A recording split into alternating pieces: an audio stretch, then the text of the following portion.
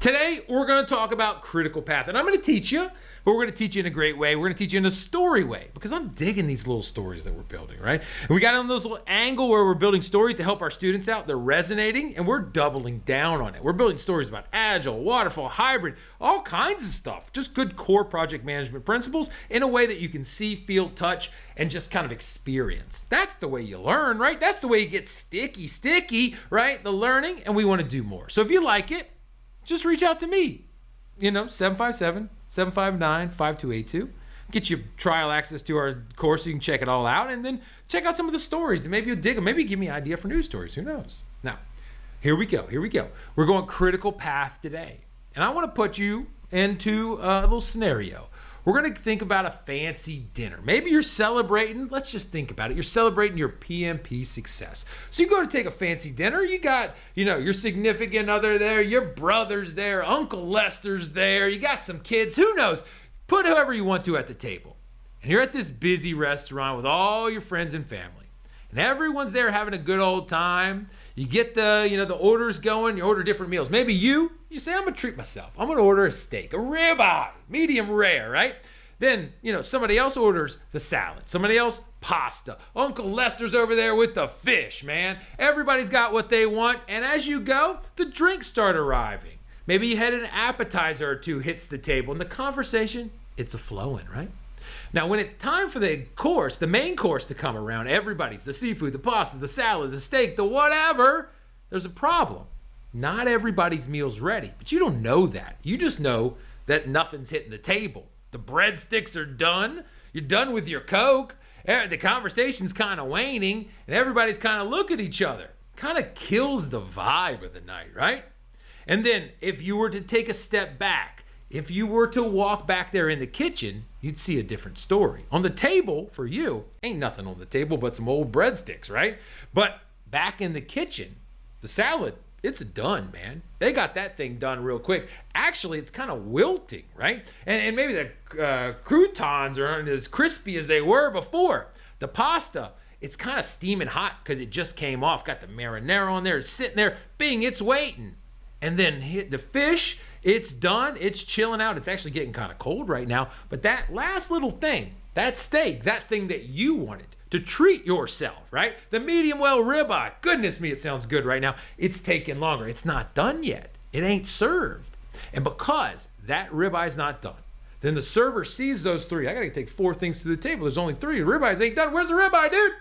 They won't bring all the entrees piecemeal to the table because they know what will happen. They put the steak, or they put the salad down, the fish down, the whatever. It's gonna cause some weird situation where you're like, oh, you don't worry, just go ahead and eat. And they'll start eating. They'll finish their salad. They'll be in I don't know what to do land. They'll be wanting to order dessert, and you ain't even got the thing yet. It's weird, right? Everybody's been to dinner, so that's not happening. You're all just sitting there twiddling your thumbs, and it's not awesome.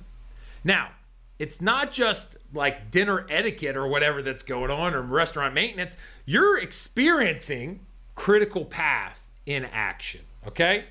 Now, the longest, most constrained task is holding the whole group up from eating dinner, from experiencing your PMP success, right?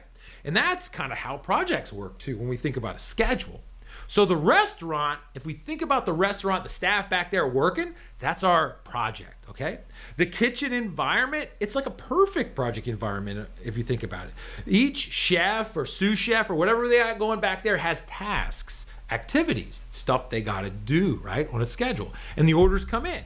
The salad chef tosses the greens in minutes. The pasta dude or dudette boils the noodles, puts the marinara on, all that jazz. The grill master, the steak person, whatever they call them, they know that their job's the most critical one. It takes the longest to cook, right? So all these things go into the schedule of getting you that nice little dinner. I'm actually pretty hungry right now. I'm just gonna be honest with you. Might have to cut this podcast short. The project manager in there, that's the head chef, dealing with all the different sous chefs working on the salad, the fish, the whatever, the pasta, the steak, right? They're trying to coordinate timing so the meals land together. And they're hot, and they're ready, and they're delicious. And I got to leave this podcast because I got to go get steak, all right? Now, the critical path isn't the fastest dish. That's not the critical path. And it's not the most important dish. Don't confuse critical with like most important. Like in the sense of like steaks are the most important. Maybe in my life, but not in that sense.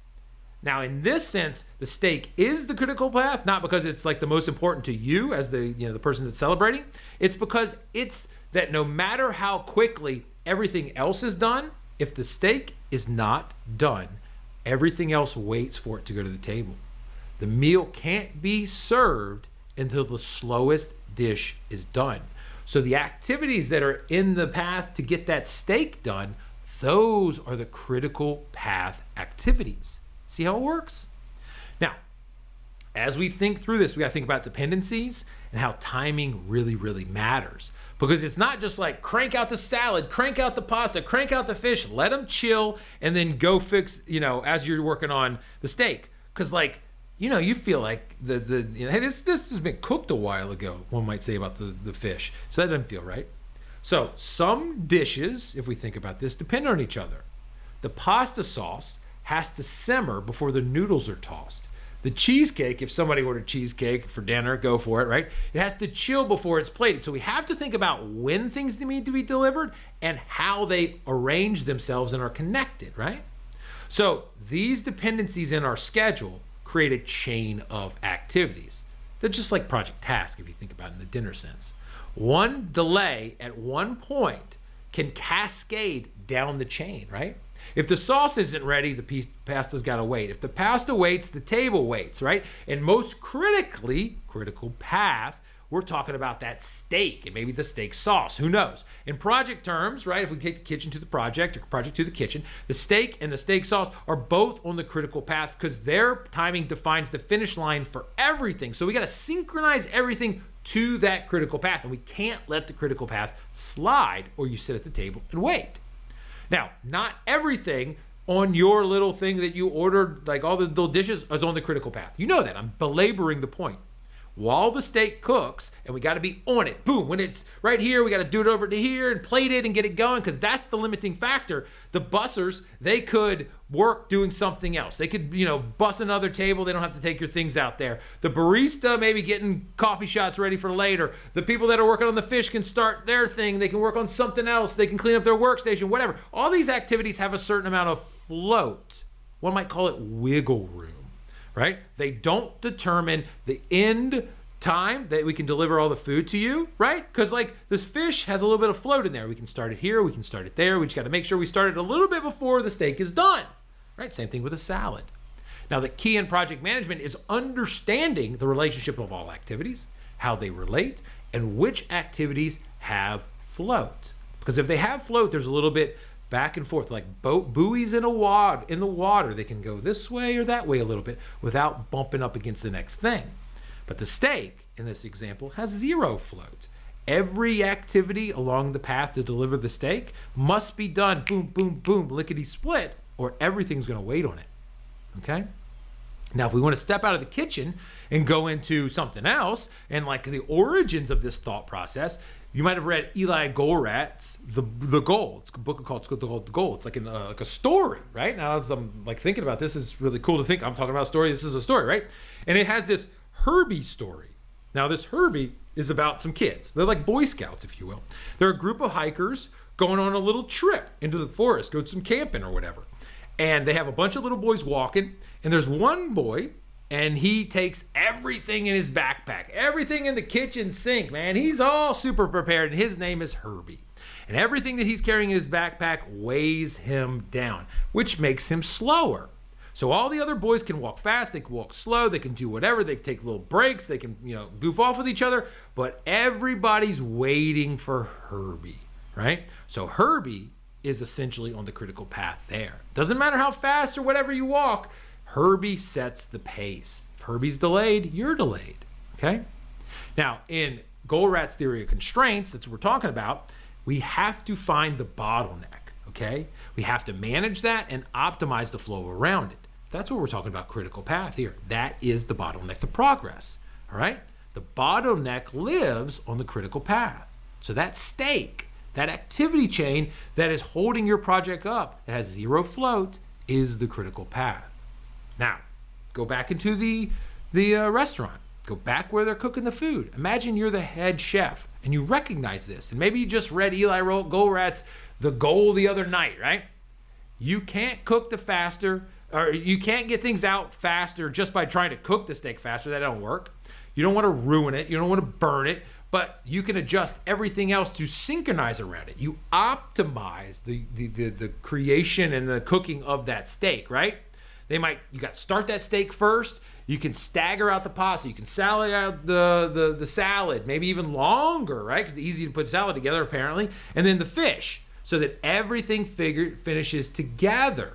Now, the other thing that you got to realize is that, okay, if we know what is on the critical path versus not critical path, it allows some flexibility. What if somebody needs some help with the steak? Well, somebody who's working the salad line can say, hey, I got a little flexibility in my life. I can come and help you so that we don't slow everything down.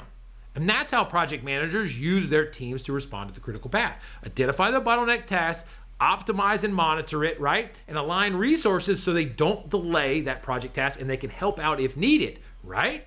That's pretty good. And if we threw more people at that critical path, what's that called? Crashing, right? That's what we're talking about. So, I've worked on different projects, software and otherwise, where many tasks, they had slack, okay? They had a little float in there. Now, you have to understand where the float is, especially on these like waterfall projects. And you've got to, what did we say? Understand the dynamics of the activities, identify the critical path, optimize that flow, and use your resources creatively, okay? So, key takeaways.